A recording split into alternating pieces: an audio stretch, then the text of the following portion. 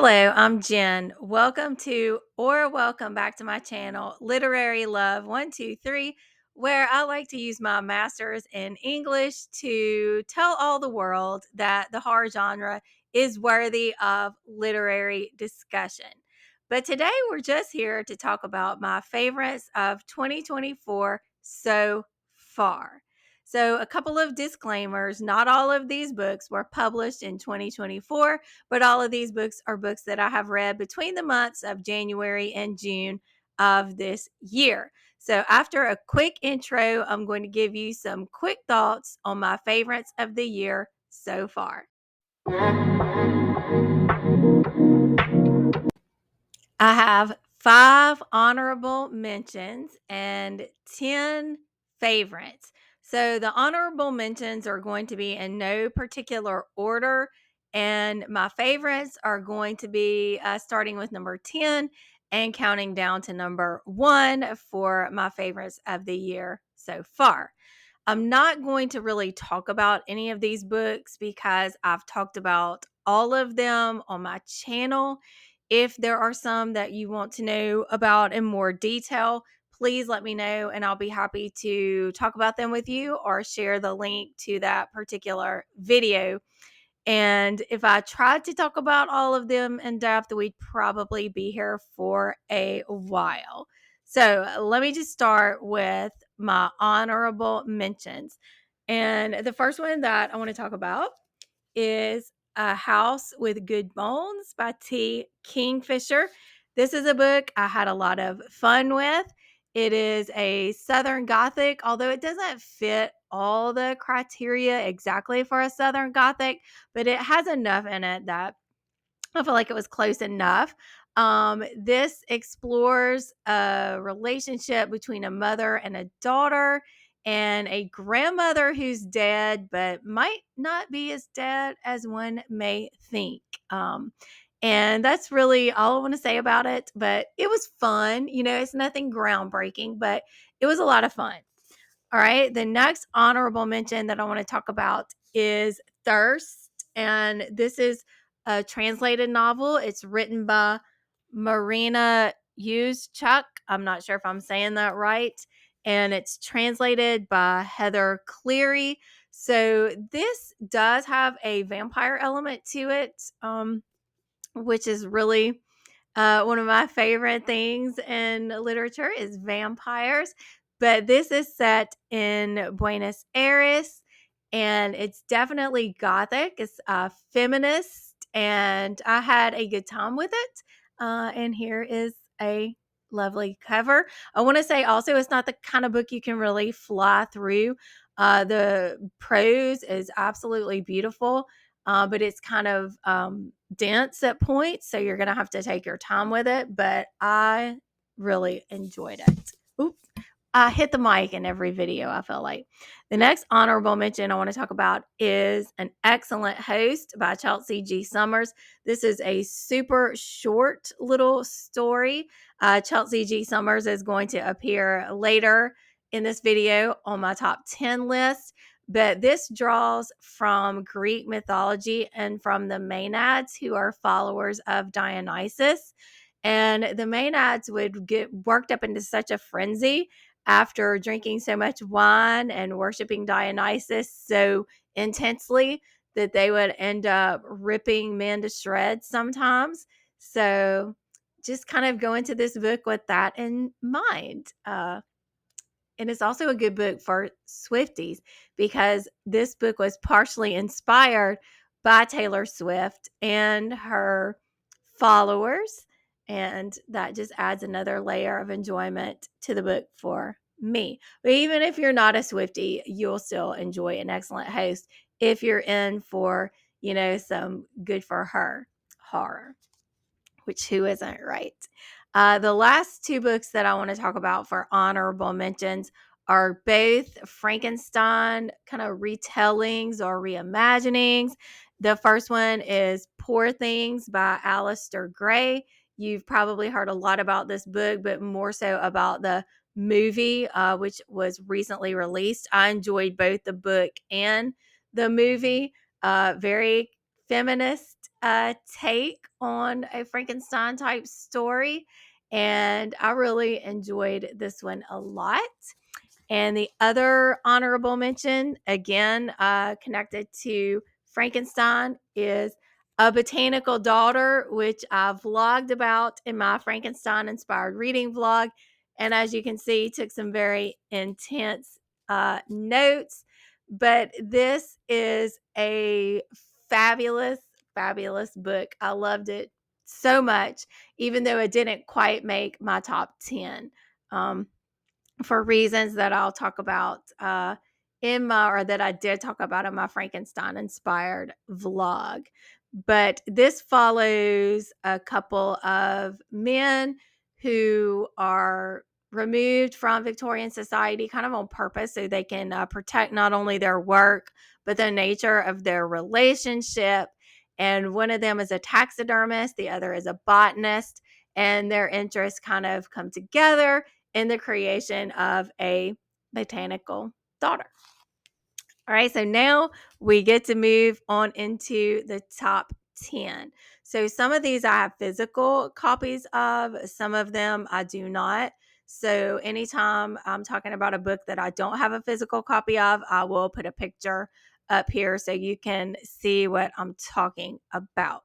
So number 10 is The Haunting of Alejandra by V. Castro. And did I say who the other two books were by that I just mentioned? Noah Medlock for A Botanical Daughter and Alistair Gray for Poor Things, just in case I didn't say who the author of those was. Okay, so The Haunting of Alejandra by V. Castro. This follows a woman who is dealing with depression and dealing with some ghost or kind of like trauma from her past. I thought this was a good depiction of depression. Some people complained that this was a little bit too in your face and visceral, which, if you've read anything by V. Castro, you know that's how she writes anyway, which doesn't always work for me, but it worked in the context of depression and intrusive thoughts in The Haunting of Alejandra. So, for that reason, this made number 10 on my top 10 of the year so far. The next book I want to talk about, I listened to the audio of, and that is Jawbone by Monica Ojeda. I don't really know how to talk about this book. It's kind of one of those that's described as fever dream. Kind of part of it, you may not be exactly sure what's going on, but it is a very, no holds barred kind of take on relationships between women, whether that be women friendships, girlhood friendships, mother daughter relationships, uh, a woman teacher's relationship to her women or young girl students, just all kinds of stuff in that one. And again, it's kind of hard to talk about because it's a little weird or a lot weird, but I really loved it. The next one for me, number 8, is Ling Hun by Oz Yang, which is a take on grief, and it connects to ghosts or kind of haunting presences where you can go to a certain town and live in this area where you can hopefully have your deceased loved one come back to visit you, but it's very hard to find residents in that neighborhood. So you have people who are lingering there, hoping to be able to get into a house, wanting to be able to reconnect with their loved one. And it was very beautifully written, and I really enjoyed that one. The next one I want to talk about is by Gemma Amor, one of my favorite authors. And I'm gonna hit myself in the head. It's the ring light. Excuse me. Let me move it up here. That might be better. The Folly by Gemma Amor.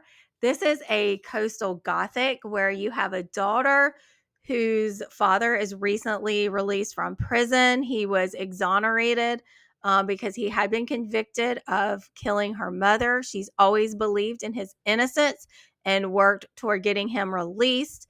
However, when he's released and they move into this folly, some things from the past crop up again, of course, because it's a gothic story. And some of the things that she believed may not be the truth. And there are other things from her past that come back to haunt her. And Gemma Moore can weave a story like nobody else. Her book, Full Immersion, made my top 10 books of 2023. So I'm always recommending Gemma Moore. So let's move on to where am I? Number 6, My Husband by Maud Ventura. I describe this book as making me want to just lounge around all day, eating cheese, drinking wine, and listening to the drama unfold, because I did listen to this one on audio. So, this is about a woman who is absolutely obsessed with her husband, and she nitpicks everything he says or does, but in her mind, thinking all of that is some kind of revelation of whether or not he really loves her. And I don't know how it sounds. It may sound boring, but I just wanted to know what she was going to think next and what action or inaction her husband was going to do or not do that was going to send her down a spiral of questioning his love for her. And also, a lot of it comes to a head because they're at this dinner party and they're supposed to be describing each other as some kind of fruit. And her husband describes her as a clementine. And that really sets her off into doubting his love for her. And that's just, it's just a snippet of this kind of unhinged woman, but I loved it. So the next book I want to talk about is Deliver Me by Elle Nash. Extremely gritty, bleak, about a woman who works in a meat processing facility. They're processing chickens, so that part's gritty. She lives with a guy who is just kind of emotionally unavailable. He doesn't really work. He's just kind of there. So she's the one out making the money. He's not very affectionate in a lot of ways. And also, he has an insect fetish. And also, this woman really wants to be able to be a mother, but she hasn't been able to do that. And there's some definite content and trigger warnings for miscarriage, pregnancy loss. And then things escalate that I can't really get into because of spoilers, but some violence and gore definitely in this woman's desperate pursuit to become a mother. The next book I want to talk about is actually a series, and I listened to it on audio, which I think is a great way to listen to Stephen Graham Jones because his writing style can be difficult to get into. However, after listening to all of the books in the Indian Lake trilogy, which include My Heart is a Chainsaw, Don't Fear the Reaper, and The Angel of Indian Lake, I want to get physical copies of all of them because now this is my favorite book series of all time. So far, I've only gotten My Heart is a Chainsaw, but I will be getting the other 2 books in the trilogy when I can. If you're a fan of slashers, if you enjoy good for her horror, then I say go for the Indian Lake trilogy for sure. Number 3. That book is Night Bitch by Rachel Yoder. I have a lot to say about this book. I don't want to say a lot about it now. I haven't done a review on my channel because I'm actually working on a project connected to Night Bitch. But this is about a woman. She's a mother of a young child. Her husband goes away on business a lot. She finds a patch of hair on her neck one night and she believes that she's turning into a dog. So this has explorations of, kind of what it's like to be a woman, to feel like you don't understand everything that's happening in your body, feelings of isolation as she's the only one at home most of the time caring for her young child while her husband's off on business, the isolation that comes with that. She's given up her job in the art world to be at home. So there are explorations of what it takes to be, a mom, whether you stay in the work environment, whether you come home. Either way, you're always going to feel some kind of guilt, some kind of loss. And I could really identify with that. And so this one is one that I have a lot more to say about at a later time.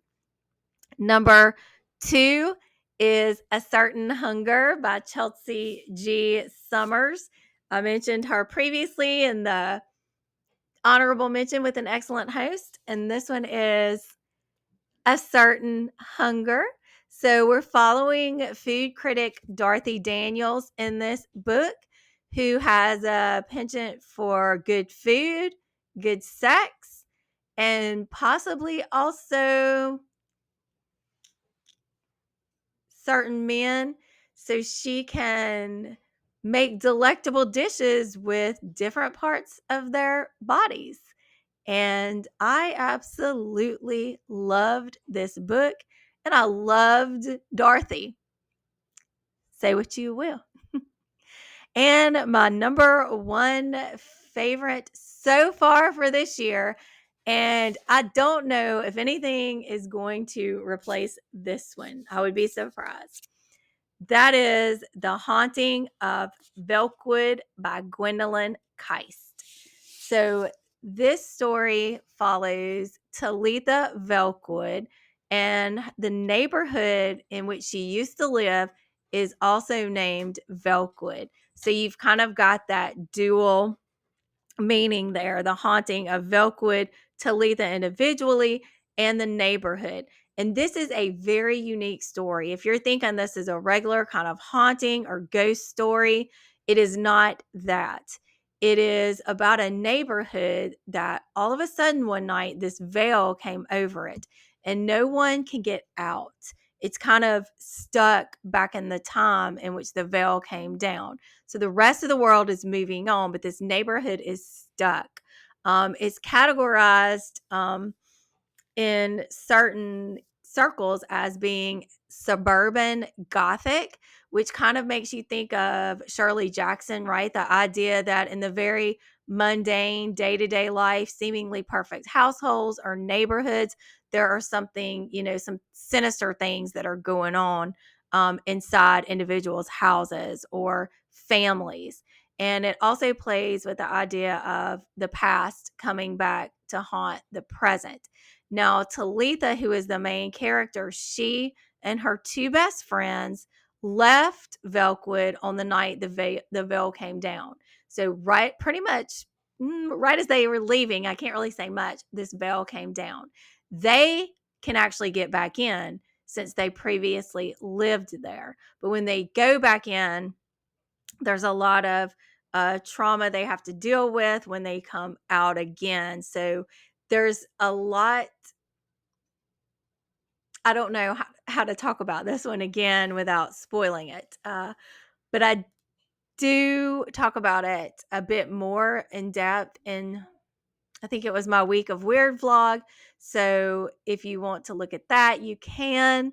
But this one, I just really enjoyed the exploration of haunting connected to trauma and this idea of a neighborhood being haunted instead of just an individual house or even a whole, city. It was just this neighborhood. So those are my top 10 plus 5 honorable mentions for the year so far that are, on my radar to possibly make it to the end of the year. But mid-year, this is where I stand. So I'm looking forward to revisiting this list when we do get to the end of the year to see which ones are still on it and which ones may have fallen off and been replaced by something I read in the second half of the year. So I'd love to know down below, what is your favorite book of the year so far? And if you enjoyed this, I would appreciate it if you would hit that like button, subscribe, hit that bell so you won't miss a video from me. Thank you so much for watching. Bye. Hello, my name is Jen. Welcome back to my channel, Literary Love 123, where I like to use my masters in horror to show the world my masters in horror. Wait a minute. I mean, if there were such a thing as a master's degree in horror, wouldn't I qualify? Wouldn't a lot of you qualify? I think we should make this a thing.